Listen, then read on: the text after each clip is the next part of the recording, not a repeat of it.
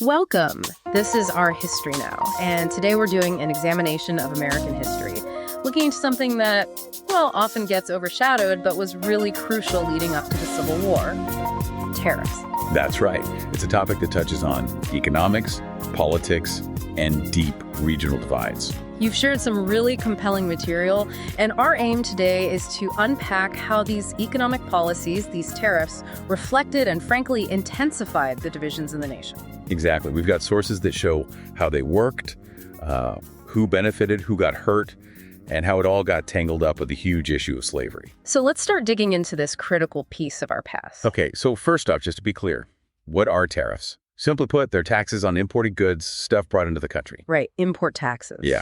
And what's really key to grasp for the 19th century is that tariffs weren't just a source of government money, they were pretty much the source. The main source. Oh, yeah. Around 1860, we're talking almost 95% of all federal revenue. It came from tariffs. 95%. Wow. Okay, so it wasn't just about paying the bills then. Your sources talk about protectionism. What did that mean, practically? Right. It means tariffs were also used strategically to protect American businesses, mostly in the North, from foreign competitors. How? By making imports more expensive. Exactly. If imported goods cost more, people are more likely to buy the American-made version. Good for northern factories, but... Not bad for the South. Well, yeah. The Southern economy was built on agriculture, exporting crops like cotton, and they imported a lot of manufactured goods. So for them, tariffs just meant higher prices for things they needed. So right away, you see this built-in economic tension. North benefits, South pays more. Precisely. A fundamental conflict of interest, really. And one source mentions this system led to political favoritism and corruption. How did that play out? Well, think about it. If the government can slap on a tax that helps your industry, you're going to try and influence those decisions, right? Lobbying, basically. Lobbying, exactly. Seeking favorable treatment.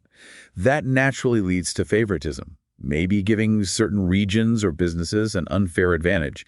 And, well, where there's that kind of influence, corruption isn't usually far behind.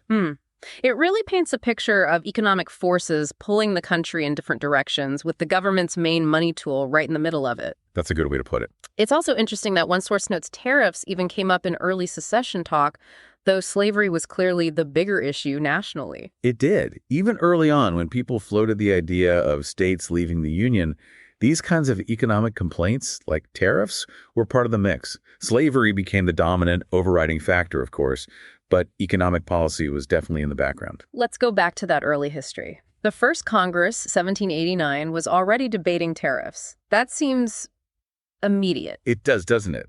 Shows how central it was from the very beginning. There were arguments right away about how high these duties should be. And then Hamilton comes along. All right, 1791. Alexander Hamilton's famous report on manufacturers. He made the case for using tariffs protectively to shield what he called infant industries. Infant industries, like new American factories. Exactly. Help them get on their feet so they could compete with established European manufacturers. Makes a certain kind of sense, trying to nurture homegrown businesses. But some sources also mention economists questioning this. Yes, that's a really important counterpoint. Even back then, some questioned if high tariffs were truly good economics in the long run. Why? What was the concern? Well, the worry is that if you shield industries too much, they don't face enough competitive pressure. They might not innovate as much or become as efficient, and consumers might end up paying higher prices than they need to. Okay, I see. So fast forward a bit. After the War of 1812, there's a revival of protectionist sentiment. What drove that? The War of 1812 had cut off a lot of trade with Britain, which actually gave some American manufacturing a boost. Necessity being the mother of invention, sort of. Kind of, yeah. So when the war ended and cheap British goods started flooding back in, there was a big push to protect those new American factories from being wiped out. And that led to the Tariff of 1816. That's right. It brought in some moderate protectionist measures. Then we get Henry Clay and his American system. Sounds pretty comprehensive. What was that all about? It really was a big vision for the national economy. 3 main parts: high protective tariffs, federal money for infrastructure, roads, canals, that sort of thing, and a national bank for stability. And the goal was? Economic self-sufficiency. Make America less dependent on Europe, build up its own industries, and connect the country internally. Okay, so tariffs were key to that vision. But as we've kind of hinted, this wasn't popular everywhere, especially the South. Oh, absolutely not. The Tariff of 1824 raised rates. But the breaking point for many was the Tariff of 1828.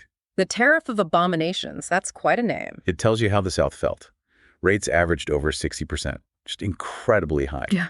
And Southern states fiercely opposed it. Why specifically? What was the core Southern argument against it? From their view, it was fundamentally unfair. They sold their cotton, tobacco, rice on the world market, getting global prices.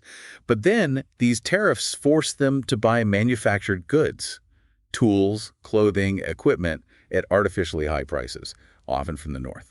So they felt like they were selling low and buying high, essentially subsidizing Northern industry. That's precisely how they saw it. They felt penalized, like the economic policy was rigged against them by the North. That level of resentment, it seems like something had to give, which brings us to the Nullification Crisis. Yeah, the early 1830s. This is where things really came to a head over tariffs. What happened exactly? South Carolina, reacting to the Tariff of 1828 and another one in 1832, took a radical step. Led ideologically by John C. Calhoun, they invoked the doctrine of nullification. Nullification meaning? Meaning they claimed a state had the right to declare a federal law unconstitutional and therefore null and void within its own borders. They formally nullified the tariffs. Wow, that's a direct challenge to federal power. A huge challenge. President Andrew Jackson, though a Southerner, was absolutely furious. He saw it as treason and threatened to send troops to enforce the law. So you have a state versus the federal government potentially heading towards armed conflict over tariffs. Yes, it brought that whole states' rights versus federal authority debate right to the brink. The tariffs was the immediate issue, but it tapped into much deeper fears. Deeper fears? You mean related to slavery? One source called tariffs a proxy issue? Exactly. Yeah. For many Southerners, the worry was, if the federal government can impose these tariffs we hate, what stops them from interfering with slavery later on? Ah, I see. So fighting over tariffs was also about defending state power to protect their institution of slavery down the road? It was definitely intertwined. The tariff fight became a way to assert states' rights and draw a line against what they saw as potential federal overreach, using an economic argument that seemed, on the surface, separate from slavery. Even though the underlying anxiety was very much connected. Very much so. Now, the immediate crisis was defused by the Compromise Tariff of 1833. Henry Clay helped broker it. What did that do? It gradually lowered the tariff rates over about 9 years. So it calmed things down temporarily. But the damage was done, in a way. In a sense, yes. Yeah. A major outcome of the Nullification Crisis was the further development and formalization of the compact theory of the Constitution. This idea that the Union is just an agreement between sovereign states. And if it's just an agreement? Then states could argue they have the right to leave it. The doctrine of secession gained significant ground during this fight over tariffs. So the constitutional arguments for secession were being sharpened during a battle over economic policy. That's a really crucial link. It absolutely is. Tariffs provided that first major constitutional battleground for those ideas. Okay, let's move forward a bit, mid-century. Tariff policy keeps changing, right? Up and down. It does. You had the Black Tariff of 1842 bringing rates back up after the compromise reductions ran out. That was driven by Northern industrial interests again. But that didn't last. No, it was politically unpopular. James K. Polk won the presidency in '44, partly on a platform of tariff reform. His administration brought rates down moderately in 1846. And they moved to an ad valorem system? What's that? Instead of a fixed dollar amount per item, the tariff was a percentage of the item's value, seen as maybe a bit fairer, more transparent. Okay. Then rates went down again in 1857. Yeah, further reduction. That reflected a period of decent economic times and maybe a growing influence of free trade ideas. But then the panic of 1857 hits. Right. An economic downturn. And what often happens then... Calls for protectionism come back. Exactly.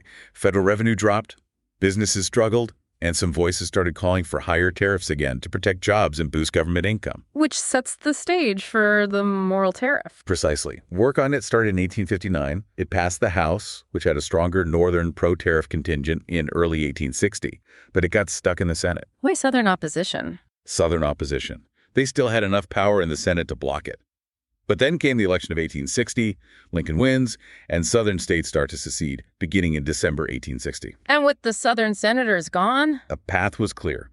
The Senate passed the Morrill Tariff in early 1861, and President Buchanan signed it into law in March 1861. Literally days before Lincoln took office. 2 days before Lincoln's inauguration. The timing is just stark. What did the Morrill Tariff do? It significantly hiked up tariff rates again, and it also moved back towards specific duties on many goods, not just the ad valorem system. And how did the South react, the parts that were still paying attention to Washington or were about to leave? Predictably, with outrage. They saw it as economic warfare, basically, an atrocious tariff bill meant to exploit them for the benefit of the North. It must have felt like confirmation of their fears about Northern intentions. Absolutely. It fed right into the narrative that the federal government, now under Republican control, was hostile to Southern interests. And it's telling that the Confederate Constitution explicitly banned protective tariffs. Banned them outright. Wow. That really underscores how central this was to their view of economic fairness. It really does. It became another major grievance fueling the secession fire. Let's unpack the economic impacts a bit more. We know Northern industry generally benefited. Yes, protection from foreign competition was good for them. Allowed them to sell more, potentially at higher prices. And Southern agricultural exporters were burdened, higher costs for imports. Right, higher costs for the manufactured goods they needed. There was also a fear of retaliatory tariffs on their exports, like cotton, though the sources suggest that didn't really happen on a large scale before the war. And the federal government, of course, needed that tariff revenue. Desperately. It was the main funding stream, especially before the income tax existed. It paid for everything, including those infrastructure projects Clay envisioned. What about that infant industry argument? Looking back, do economists think it was a sound justification? It's still debated, but as we noted, many economists even then had reservations. While it can help industries start, prolonged protection can also lead to inefficiency and higher costs for everyone else. It wasn't a universally accepted economic plus. And the slavery connection. We keep coming back to it. How did tariffs interact with an economy built on enslaved labor and cotton exports? The Southern model thrived on low tariffs. They wanted to sell their cotton freely on the world market and buy cheap manufactured goods in return. High tariffs directly clashed with that.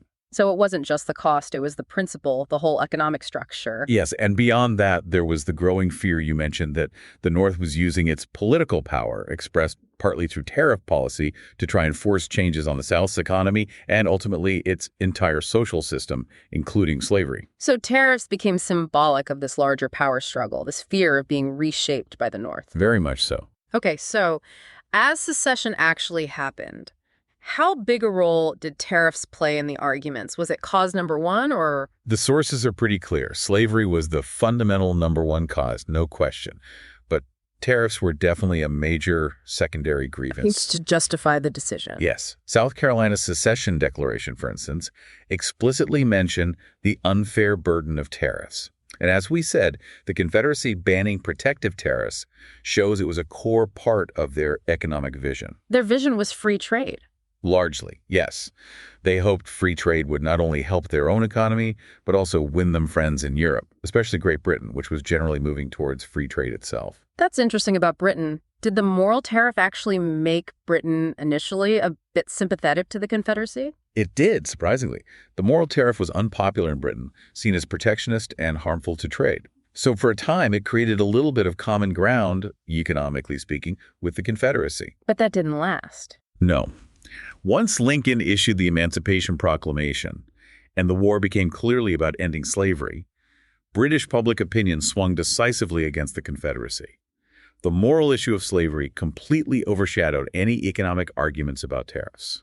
So any initial diplomatic edge the tariff issue gave the Confederacy vanished? Pretty much evaporated. Some historians even see the Morrill Tariff as a bit of a strategic blunder by the North initially, because it potentially alienated anti-slavery allies in Britain over trade policy. Fascinating. Okay, last point. Looking back after the war, how has the role of tariffs been interpreted? The lost cause narrative tried to emphasize it, right? Yes, the lost cause mythology deliberately downplayed slavery and tried to elevate states' rights and economic issues like tariffs as the main reasons for the war. But what's the consensus among historians now? The overwhelming consensus is that tariffs did not cause the war. Slavery did. However, tariffs absolutely were a significant contributing factor. They added major stress to the relationship between North and South, fueled resentments, and became tangled up in the larger conflicts over power and slavery. And the Morrill Tariff itself had a long legacy. It did. Passing right before the war, it really kicked off a long period of high protectionism in the U.S. that lasted more or less until World War I. So the war ended slavery but cemented high tariffs for decades. An ironic twist. It is. The political victory of the North, which favored protectionism, meant that policy dominated the post-war era, while the South's opposition was obviously much weakened. Well, exploring the history of tariffs really does open up a complex picture. You see the economic interests, the political fights, the deep regional tensions. And then how policy can sharpen those lines. Right. And while slavery was, without doubt, the root cause of the Civil War, looking at tariffs helps us understand the economic dimensions of that divide, the different worlds the North and South were living in. It adds layers to our understanding. It really does. It's a reminder that big historical events rarely have just one simple cause. And maybe it makes us think about how economic policies and debates about federal power still echo today. There are definitely resonances. For listeners wanting to explore more, definitely check out the sources behind our discussion and maybe look into that post-war economic history, see how these tariff policies played out long-term. A lot more to uncover there. Indeed. Thank you for joining us for this examination on our history now.